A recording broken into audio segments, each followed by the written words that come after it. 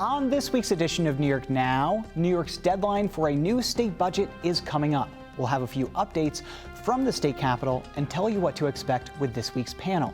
And later, what matters to upstaters in this year's budget. We'll discuss. I'm Dan Clark, and this is New York Now. Today, the Senate majority will pass legislation. I will fight like hell for you every single day, like I've always done and always will. Passing these bills on the floor, making yet another stand. Welcome to this week's edition of New York Now. I'm Dan Clark. We now have less than 3 weeks before the New York State budget is due. But if you were at the Capitol this week, you wouldn't really know it.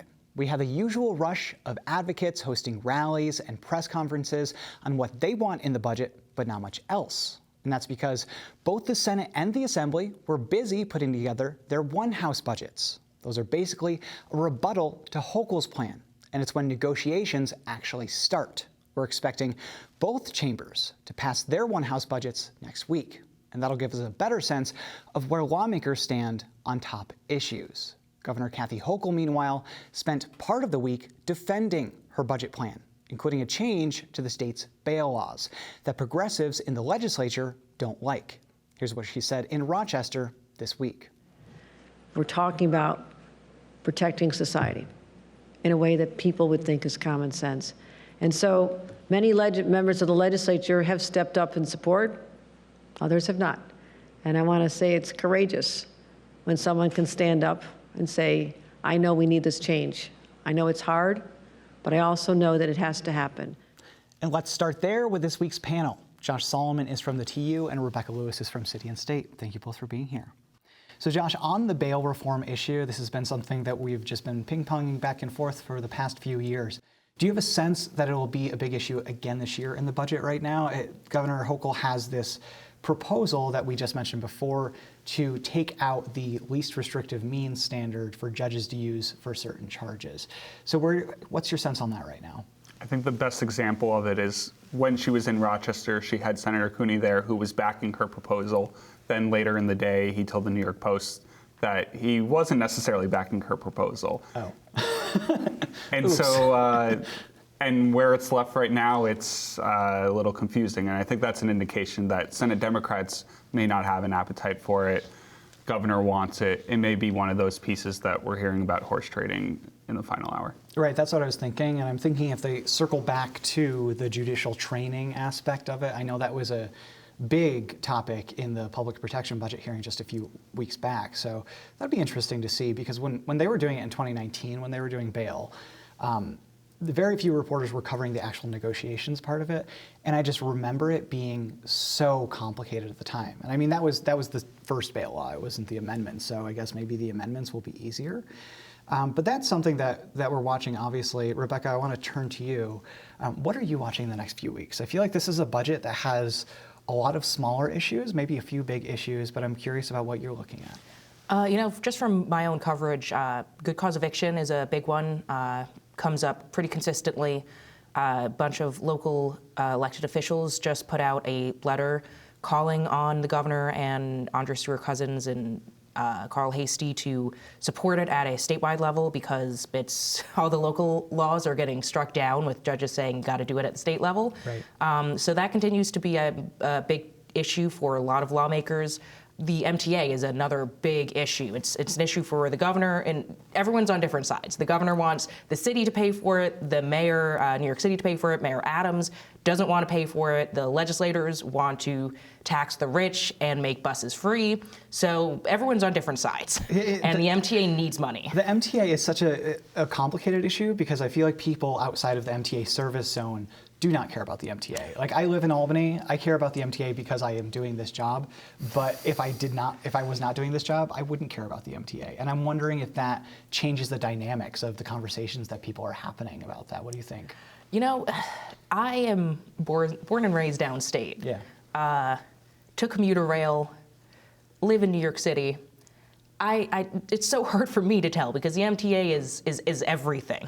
Yeah. The MTA is everything. If it's, if the LIRR is striking, you're not getting to work. Yeah. If the trains aren't running, you can't get to, if you're in the outer boroughs, you can't get into Manhattan.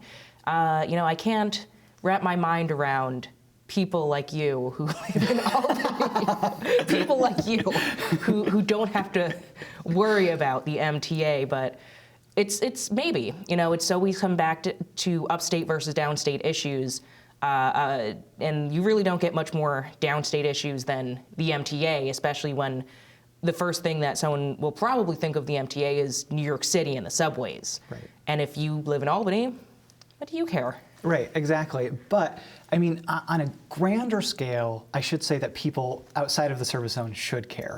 Because for one, the money that you're going towards the MTA, you either have to raise it somehow, and that could affect people upstate, or you have to cut from somewhere else, and that could affect people upstate. So it's something that people should watch, and also not to mention that the MTA is literally the lifeblood of New York City.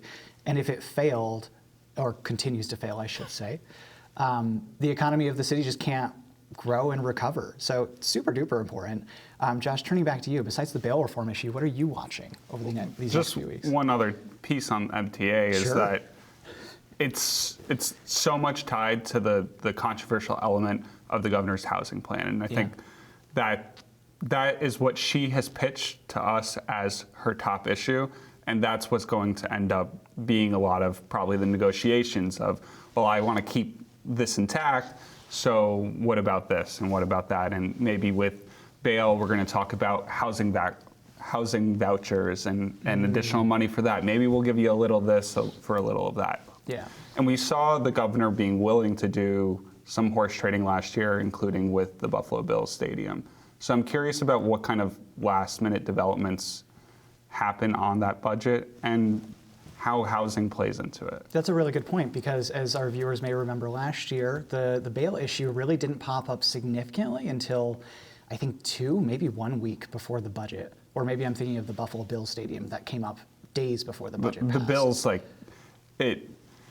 the governor said it was because of the timing with the NFL and when everything came into line, which just happened to be the week before the budget, that she then announced, we've struck a deal and this is how much money we're going to give. And then the lawmakers said, what? We're giving $1 billion for what? Yeah. Where is that coming from the budget? Haven't we just been negotiating for $1 billion for childcare, healthcare? Right. And so that played a last minute role in it, that she hadn't tipped that hand earlier. But it should be noted that the lawmakers eventually went along with it. They were very surprised, but acquiesced to the deal in some form of that.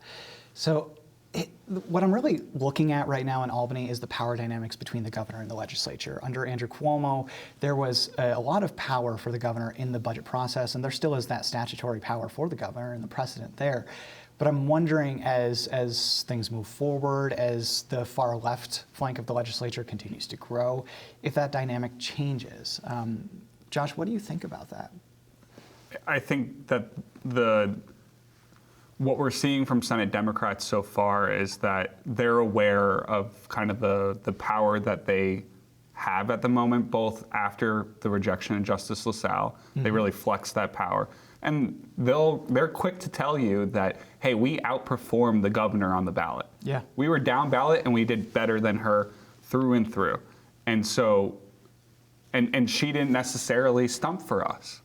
And so we don't necessarily need to listen to what her priorities are. We can listen to what our constituents' priorities are. So I think they're going to try to have some type of big show of their power. I think so too, and you're absolutely right that some of them were very upset that the governor did not do more to campaign for the state Senate Democrats in particular, or visit regions of the state where there were competitive races, like in the lower Hudson Valley with former state Senator Elijah Reichlin-Melnick. I mean, that's a perfect example there.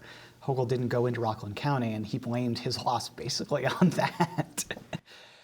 So that's interesting. We have about a minute left, Rebecca. I want to give you the last word.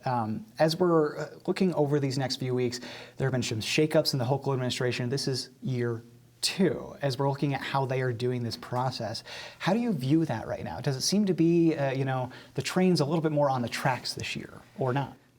It's so hard to say. Going back just about the relationship between the governor and the legislature, this is her first real year as governor. She's been elected, she's got 4 years, she doesn't have to worry about a re-election, and she starts it with what turned out to largely be a pointless fight over Justice LaSalle for Chief Judge. And it leaves a lot of people questioning sort of who's giving her this advice. Is this her decision-making? Is this decision-making from people in her administration that she's listening to? And seeing sort of the shakeups happening in her administration, especially at such a crucial time as less than a month before the budget, it leads to more questions of, what's going on the second floor, behind those closed doors? Does she have reliable people who are giving her good advice, or is it still sort of figuring out how to be the governor of New York, which is fair, but she's still newly elected, but she's been doing it for close to 2 years now. It certainly doesn't inspire the most amount of confidence, especially from other officials in the Capitol. Yeah, I mean, I hear a lot of the same things. So I guess we'll see how that shakes out in the next couple of weeks. Rebecca Lewis from City and State, Josh Solomon from the TU, thank you both so much for being here. I appreciate it. All right, staying at the Capitol now, we told you last week about Governor Hochul's proposal to raise taxes on cigarettes and ban menthol-flavored tobacco. Just a quick recap that under that proposal, the tax on a pack of cigarettes would go up $1 to $5.35. And last week, we told you about how convenience stores are against that because it would cut into their revenue. This week, we spoke to supporters of Hochul's proposal. Like Hochul, they say that raising the cigarette tax and banning menthol will get more people to stop smoking. And that has worked before in New York. That was 2 decades ago when New York City increased the local tax on cigarettes. At the time, the tax had gone from 8 cents per pack to $1.50. And at the same time, the state had also banned smoking in the workplace. So by 2004, according to the US CDC, nearly 200,000 people in New York City had stopped smoking. And according to a survey done by the City Health Department, the higher tax was a big part of that. Nearly half of those asked, about 45%, said it was the higher tax that drove them to quit, or at least try. And supporters say Hochul's proposal would do the same and reverse decades of targeting toward Black New Yorkers. Shaniqua Charles is one of those supporters. She lost her mother to smoking-related illness. We know that it's intentional. We know that you are targeting us. We know that you don't mean us any good. So this is why today, here on these property and this location in Albany, we are saying that we're not going to take it anymore. We hope that you all have the courage to stand up. More on that in the coming weeks as the state budget comes together.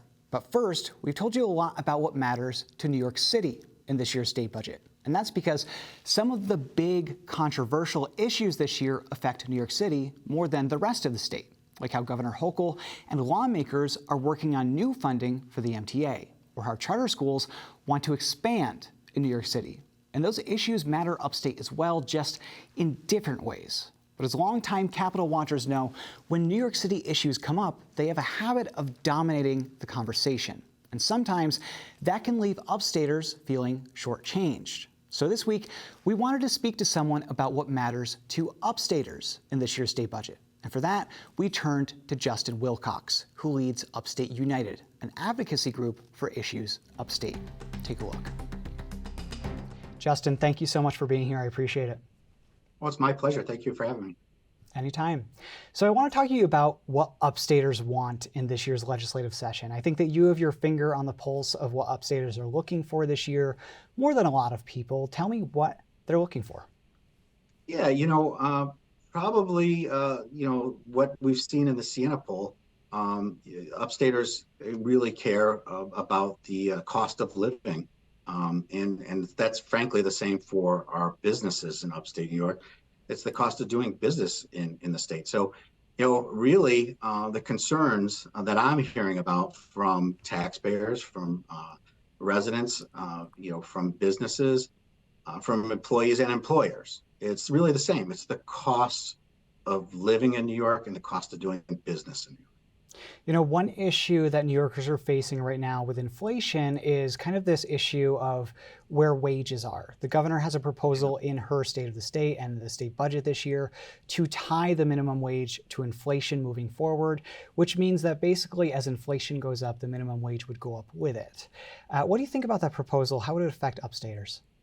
Yeah, look, let me just say, the minimum wage proposal, the proposal to increase minimum wage, which is really close to $15 across the state. We're still a little bit behind in upstate New York. I think we're at like $14.25. The rest of the state is at 15. At a time when we are facing inflation, the Federal Reserve, to combat that, is trying to take money out of the economy, right? And what we're doing in New York to combat inflation, right? It's negative effects is to add money into the economy, right? To put more money in people's hands, and to do that through employers who are going to be forced to increase their prices, right? So the problem is this. It's not a good policy tool to even address what it is that policymakers say they're addressing, right? So often we hear that we need to use the minimum wage as a policy tool to address poverty. Unfortunately, the minimum wage is a very blunt tool to do that, right? Because it's oftentimes going into households that live well above poverty, right? There's a much better policy tool that most economists would say does work to fight inflation. I'm sorry, not inflation, but poverty.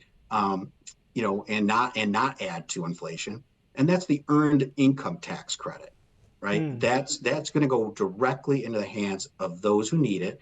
We know that it's going to go to certain, households that have certain levels of income. So it's a precise tool to address poverty. So you think that would be more effective than raising the minimum wage and tying it to inflation, just having a tax credit instead? Would that be enough, you think, to kind of make people whole, or would you like to see more than that? Well, look, in terms of making people whole, that's going to be really difficult, right? Because again, there's inflationary pressures here at play. But if you're really trying to address poverty, you should probably try to get more money into the hands of those who are in poverty, right? Not just more money into the hands of people currently making minimum wage. They're not the same. And I also have to point out, in talking to a lot of not-for-profits, this is going to actually squeeze them as well, right? Because a lot of the folks that work for not-for-profit agencies do make around the minimum wage. And, what's going to happen is these not-for-profits are going to be forced to constrain their costs in one way or another, either that by laying off employees or making folks part-time. So before we were recording this interview, we were talking about manufacturers in New York and kind of the different industries that have left New York and maybe not able to grow here. We were talking before about individuals in terms of the minimum wage, a little bit about businesses. When we talk about those businesses that don't seem to be able to make a lot of progress here, what do you think the state needs to do about that? Well, look, I would like to put this conversation in some context. Being from Rochester, New York, I have seen Eastman Kodak, go from 62,000 employees in the Rochester area to 1,300. That's a significant change. Again, there's a lot of factors that play into that. It's not simply just being here in New York that led to that kind of decrease, but it's sort of the environment that we're facing, right? It's globalization. It's the fact that a lot of our companies are facing competitors with lower costs. So New York businesses are facing a ton of cost increases, whether it's unemployment insurance, whether it's minimum wage, or whether we're talking about some of the impacts of the CLCPA, the Climate Leadership Community Protection Act. We just recently saw the PSC, Public Service Commission, approve in the last couple of weeks a huge increase on people's bills. You were going to see increases between, I believe, anywhere from 3 to 16% in upstate New York. The 16% is really targeted at industrial users of energy. That's going to make it really tough for folks and for businesses to pay those bills. And what we're likely to see as a result of that increased pressure on the business is either those prices are going to get passed along to consumers, right? It's the cumulative effect of all of these things that is really difficult for New Yorkers. Do you think the burden in terms of the PSC vote, when we're looking at utilities and things like that, do you think the burden in helping consumers and ratepayers, do you think that lies with the PSC or is it with these utility companies? I mean, as I'm looking at my national grid bill, I just see it keep on going up and up and up. And genuinely, I could not tell you if that is a problem with National Grid or the PSC.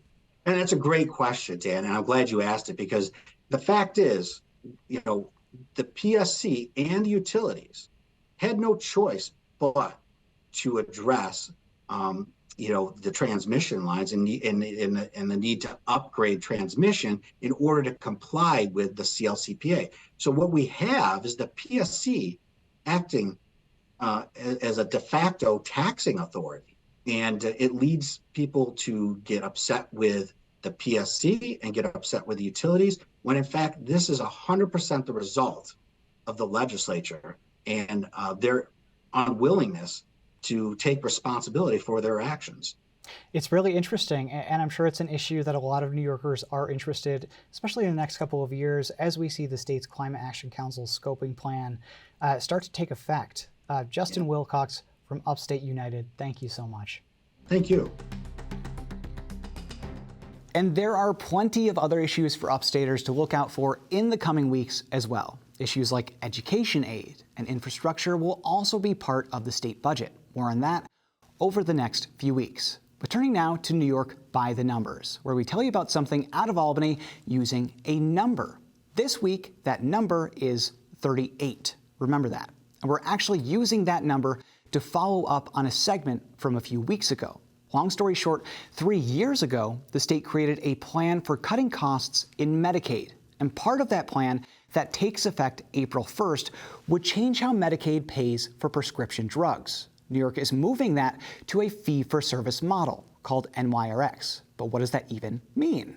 Basically, it allows the state to directly negotiate drug prices, and that could save the state money, which is the whole point of the change. It would also allow Medicaid recipients to use more pharmacies, which is super important in rural areas where healthcare can be really hard to find.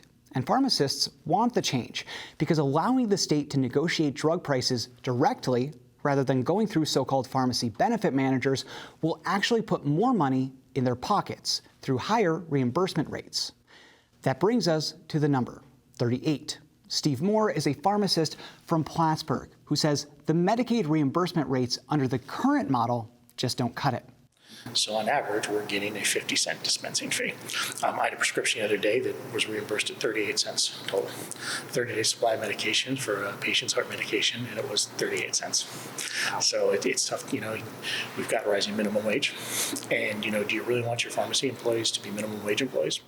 But one side effect of the change that we told you about a few weeks ago is that it would cut off certain safety net funding for community health organizations in a federal program called 340B. And the state has said they'll help those groups bridge that gap, but that's not guaranteed. So those groups want to stop the change. We'll know more when the state budget is approved, hopefully at the end of March. But staying now at the state capitol, advocates are pushing a shift in state government that they say would drive more than $2 billion in federal funding into the state's coffers. That would happen through something called data matching. Right now, New York administers certain federal safety net programs and approves people based on eligibility. Among those programs are the Medicare Savings Program, the Home Energy Assistance Program, and SNAP, or food stamps. And the thing about these programs is that the eligibility requirements are pretty similar across the board. So if you qualify for one of them, you may very well qualify for the others as well. But a lot of people don't know that. So a coalition of groups led by the AARP are calling on the state to do something called data matching. With that, basically, if someone's in one of these programs, advocates say, the state could proactively see if they qualify for the other ones and let them know. Beth Finkel is the New York State Director at AARP. Why aren't we accessing benefits to all people older adults who are eligible. The short answer is we can and we should. Tapping this federal aid would not only help hundreds of thousands of low and middle income New Yorkers, but would also drive more money through economic stimulus into the state coffers and to help us address other state budget needs. And again, that would be federal funding, not state. In a statement, the Hochul administration said, quote, New Yorkers can currently apply for multiple benefits, including public assistance, SNAP, Medicaid, child care, and other services by completing one application. Federal regulations strictly limit how information on SNAP recipients can be shared with other programs, but we remain committed to seeking ways to expand access to all benefits by increasing coordination and data sharing among programs, end quote. And a spokesperson for the State Department of Health said they're reviewing the proposal. We'll let you know if anything changes. And thank you to everyone who signed up for our new newsletter. We hit our goal last month, but we want to keep that momentum going. And we hope you'll help us if you haven't already. With our newsletter, you'll get a short roundup of the week's top stories and early access to every week's show before it airs. Sign up at newsletter.nynow.org. But that does it for this week. Thanks for watching this week's New York Now. Have a great week and be well.